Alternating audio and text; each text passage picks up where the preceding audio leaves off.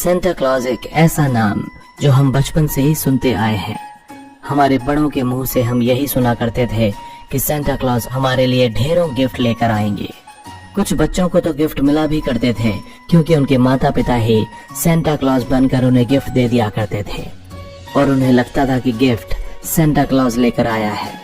हर साल गिफ्ट की उम्मीद में हम क्रिसमस मनाते हैं, लेकिन हम में से ज्यादातर लोगों को नहीं पता कि आखिर सेंटा क्लॉज है कौन है असली सेंटा और क्या है उनका इतिहास।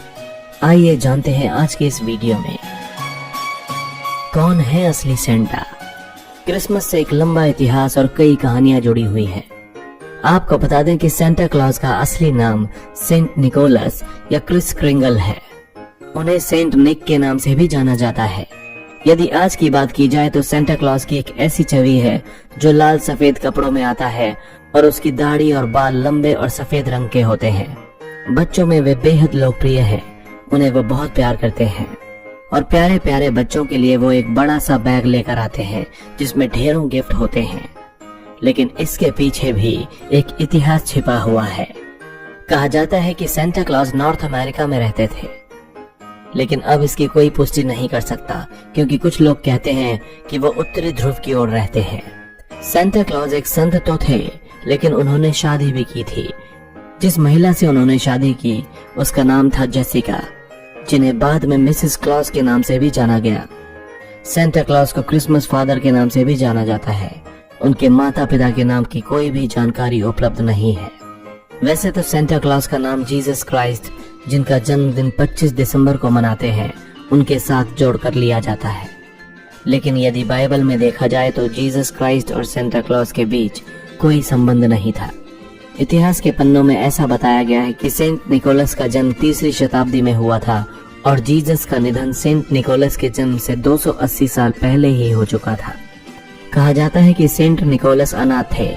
उसके बाद उन्होंने बचपन से ही भगवान यीशु में अपनी माता पिता को देखते हुए उनकी भक्ति करनी शुरू कर दी।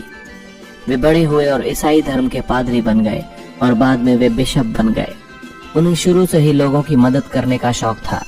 वे गरीबों और जरूरतमंद लोगों की खास तौर पर मदद किया करते थे।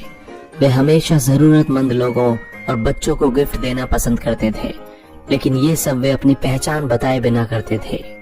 वे आधी रात में बाहर निकलते थे और बच्चों और जरूरतमंदों को उपहार दिया करते थे। वे नहीं चाहते थे कि उनकी पहचान कोई भी देखे या जाने, इसलिए वो बच्चों के सोने के बाद ही घर से बाहर निकलते थे और उन्हें उपहार दिया करते थे। यही कारण था कि लोग अपने बच्चों को उस समय जल्दी सुला दिया करते थे, ऐसा इस उम्मीद में कि कोई अनजान व्यक्ति आएगा और उनके बच्चों के लिए उपहार छोड़ जाएगा। सेंट निकोलस के जीवन में ऐसी कई सारी कहानियां हैं जो बेहद चर्चित हैं। एक ऐसी मशहूर कहानी एक गरीब व्यक्ति की है जिसकी 3 बेटियां थीं। वह व्यक्ति इतना ज्यादा गरीब था कि अपनी बेटियों को 2 वक्त का भोजन भी नहीं दे सकता था। ऐसे में वो अपनी बेटियों की शादी के लिए चिंतित था। उसे दिन रात ये चिंता सताती रहती थी कि वो अपनी बेटियों की शादी कैसे करेगा, जबकि उसके पास तो खाने के लिए भी पैसे नहीं है। फलस्वरूप वो अपनी बेटियों को नौकरी कराने पर मजबूर था, लेकिन बहुत मशक्कत के बाद भी उन्हें कोई नौकरी नहीं मिल रही थी। जैसे ही ये बात सेंट निकोलस को पता चली तो वह आधी रात में उन लड़कियों के घर पहुंचे और उन्होंने उन लड़कियों की सूख रही जुराबों में सोने के सिक्के भर दिए। इसके बाद उस व्यक्ति की गरीबी खत्म हो गई और उसने खुशी खुशी अपनी बेटियों की शादी भी की। कहते हैं उस दिन की घटना के बाद से ही क्रिसमस की रात बच्चे इस उम्मीद में मोजे बाहर लटका कर आते हैं कि सुबह उनमें उन्हें मनपसंद गिफ्ट देखने को मिलेंगे। फ्रांस में चिमनी पर लाल रंग के जूते लटकाए जाने का रिवाज है, जिसमें सेंटा आकर गिफ्ट डालते हैं। ये रिवाज वर्षों से चला आ रहा है। सेंटा क्लॉज रेनडियर्स पर चलते हैं, इसलिए फ्रांस के बच्चे तो रेनडियर्स के लिए जूतों में गाजर भरकर भी रखते हैं। सेंटा के प्रति विश्वास बच्चों के दिलों में आज भी कम नहीं हुआ है। ऐसा बताया जाता है कि सेंट निकोलस का नाम जीसस और मदर मैरी के बाद सबसे ज्यादा अधिक सम्मान से लिया जाता है। सेंट निकोलस की दरियादिली देखने के बाद सन 1200 से ही फ्रांस में 6 दिसंबर को निकोलस दिवस के रूप में मनाया जाने लगा, क्योंकि यही वो दिन था जिस दिन सेंट निकोलस की मृत्यु हो गई थी। 1773 में पहली बार अमेरिका में सेंटा क्लॉज के रूप में एक व्यक्ति मीडिया से रूबरू हुआ था और उसने खुद को सेंटा क्लॉज बताया था। उसके बाद 1930 में सेंटा का अस्तित्व सब लोगों के सामने आया और सेंटा ब्लूम नामक एक कलाकार ने सेंटा के रूप में कोका कोला की एड 35 वर्षों तक की। उसने लाल सफेद कपड़ों में आकर कोका कोला की एड की थी और सेंटा का ये नया अवतार लोगों को बहुत पसंद आया, जिसे आज तक स्वीकार किया जाता है और उसी रूप में सेंटा को याद भी किया जाता है। लेकिन असली सेंटा यानी सेंट निकोलस को आज तक किसी ने नहीं देखा था और ना ही उनकी किसी ने पहचान की थी।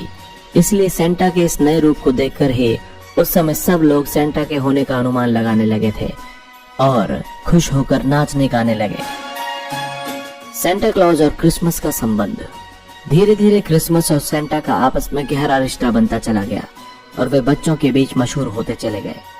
आज सेंटा सबके लिए गिफ्ट लेकर आएंगे, इसी सोच के साथ क्रिसमस की रात बच्चे जल्दी सो जाते हैं। आज भी कुछ किस्से कहानियों में ऐसा कहा जाता है कि सेंटा अपनी वाइफ और बहुत सारे दोस्तों के साथ नॉर्थ पोल पर रहते हैं, जहां उन्होंने बहुत बड़ी खिलौनों की फैक्ट्री लगाई हुई है। हर साल वहां पर बहुत सारे खिलौने बनाए जाते हैं जो क्रिसमस के दिन बच्चों में बांट दिए जाते हैं।